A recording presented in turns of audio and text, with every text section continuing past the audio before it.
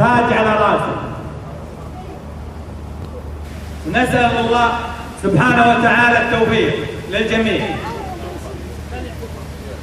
واكثر العالم يجي ومبروك ومبروك، ما نبي كلمة مبروك تأخرنا، إن شاء الله نقول له بكرة بتكاتفنا وتلاحمنا، وانتم أهل الفزعة وانتم أهل النخوة، مو سلطان الغيصن لاسمنا الأخير للشمري. لازم بكرة يا تاج راسي عزوتي يا أهل العيسى الصناعية الطنايا، لازم اسم الشمري يطلع بالمصافة الأولى بإذن الله. وهذا بجهودكم الجميع وبفزعتكم، ولازم نحضر خواتنا وأمهاتنا، لا حد يتكاسل. والله العظيم ما همنا يا سلطان، أول شيء مصلحة الوطن أبنى من كل شيء، ولكن الفوز لو ما نسعى، الفوز لو ما نسعى نبي تحرير خواتم أمهاتنا ضروري. والناس اللي تقول من القبائل الثانية وتحب انه سلطان بالمصاف الاولى، انا اللي تحزمتكم انتم الجميع، انا اعتبر نفسي فايز.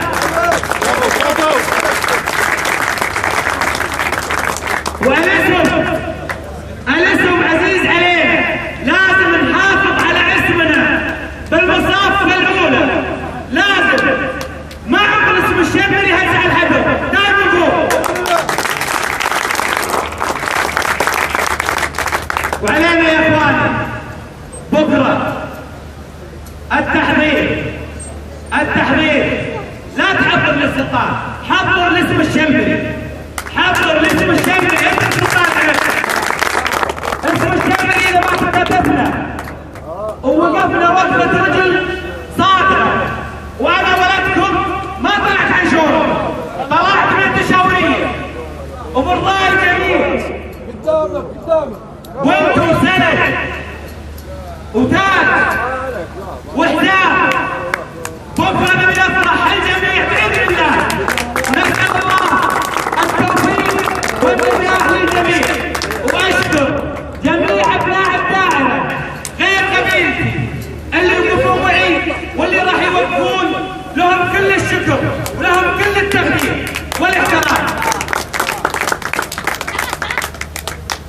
لا تأثر علينا الإشاعات يا اخوان، في إشاعات ما تبي وحدة الصف لنا، في إشاعات تنبث من يومين والليلة ما تبي لا نثبت لنا هاي.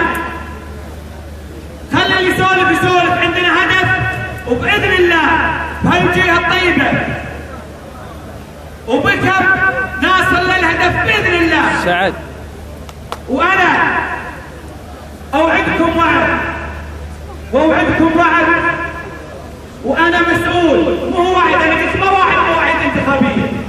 أوعدكم وعد إن الشمر يسعر ولا يصير عندي أي عنصرية داخل شمرنا.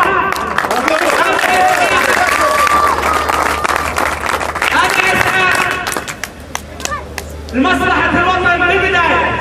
اثنين، المصلحة دائرتي وقبيلتي، وأنا اللي أشوف توجيه الطيبة يرتفع راسي. سعد، وبكرة وهذا طلب من ولدكم الاخوان والشباب، ان خواتنا التحضير من الصبح، التحضير من الصبح.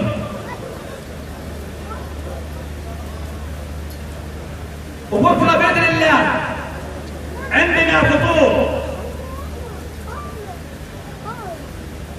للجميع، وفطورنا على اساس نسهل على الامور وتكون حتى التصويت قريب، لكن احنا نبي التصويت من الصبح.